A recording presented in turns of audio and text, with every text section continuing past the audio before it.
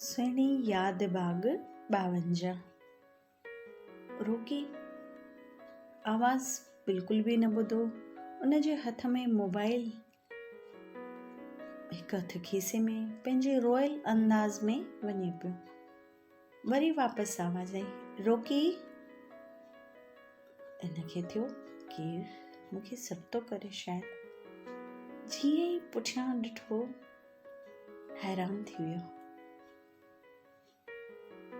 मूंखे सपनो त कान थो अचे। मूंखे सबकी कुझु प्रॉब्लम आहे छा?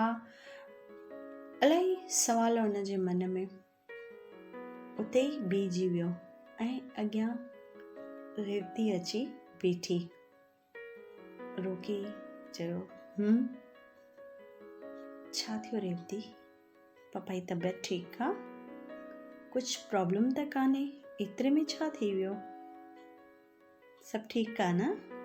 रेवती अखियूं हेठि करे उन सां कुझु बि ॻाल्हाए न पई सघे।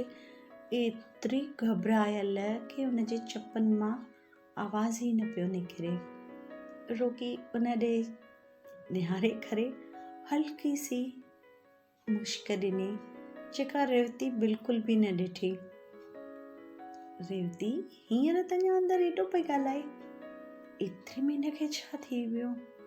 अखियूं ई नथी मथे करे, हथनि खे मरोड़े पूरो कयो थी। छा थियो सम्झ में ई नथो अचे। वापसि रोकी पुछो, रेवती छा थियो?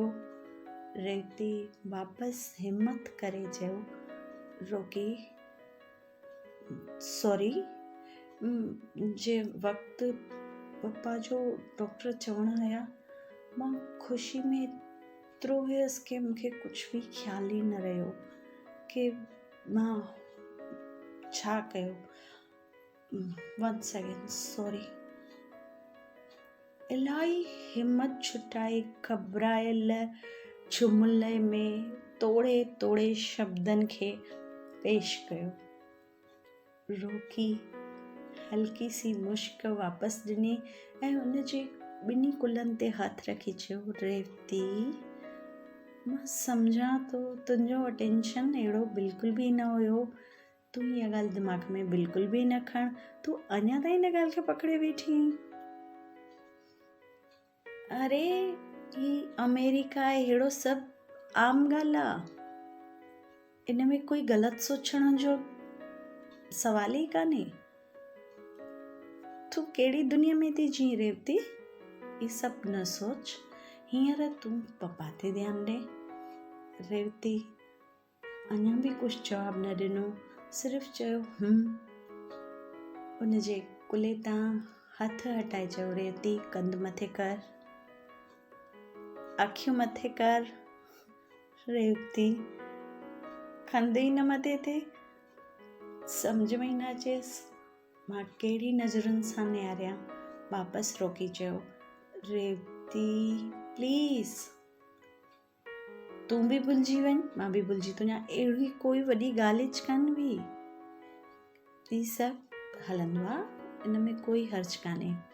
तूं दिलि ते न खण ॻाल्हि। हींअर तोखे टेंशन न करणी आहे। सिर्फ़ु पंहिंजे पप्पा ते ध्यानु ॾियणो आहे ऐं तुंहिंजी भेण बि अंदरि वेठी आहे, बराबरि न? त तूं हाणे उन ॾे हली वञ।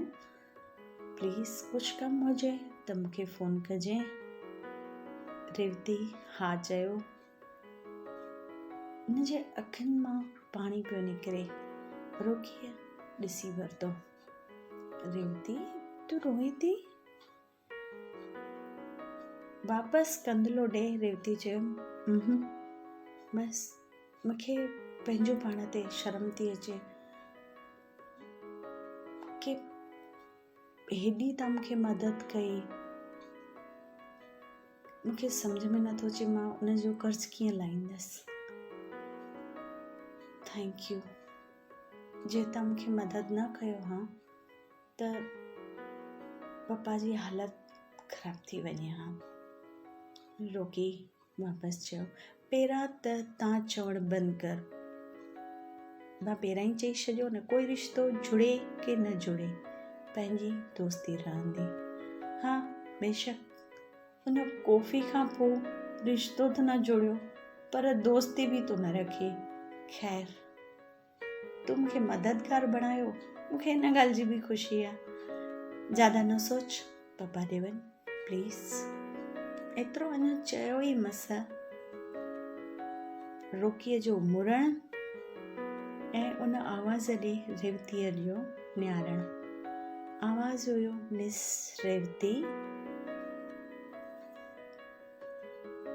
एपिसोड 53 में अॻिते जी स्टोरी ॿुधंदासीं।